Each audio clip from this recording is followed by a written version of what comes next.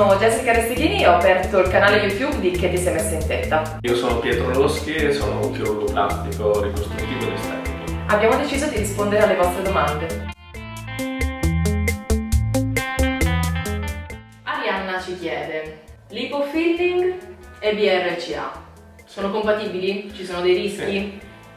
Allora, è una cosa su cui sono stati fatti tanti studi e ci sono tante pubblicazioni.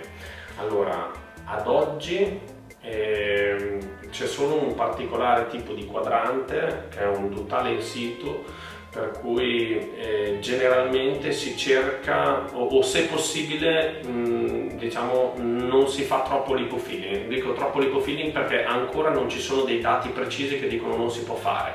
Quindi in una struttura come la nostra, allo IERO, il lipofilling lo facciamo su espansori, quindi su protesi, quindi dopo mastectomia e dopo quadrante, sempre. C'è stato un periodo, un po' di tempo fa, in cui ancora era in dubbio che nei quadranti con duttale in situ fosse o meno sicuro fare un lipofilling, ma non è mai uscito niente che si sia sbilanciato da una parte o dall'altra.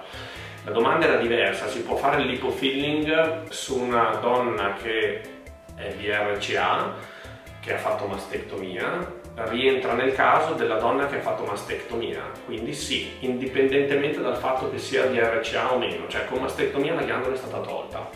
Quindi lavoriamo sul tessuto sano.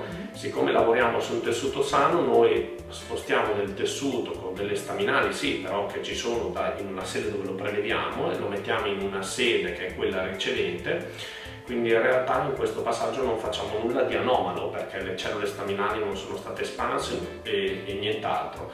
Lo mettiamo in una sede che è sana, cioè dove la malattia è stata precedentemente tolta, quindi è quella la differenza, cioè la sede è sana o no. Se la sede è sana lo possiamo fare anche in caso di BRCA positivo. Ok, grazie. Grazie a voi.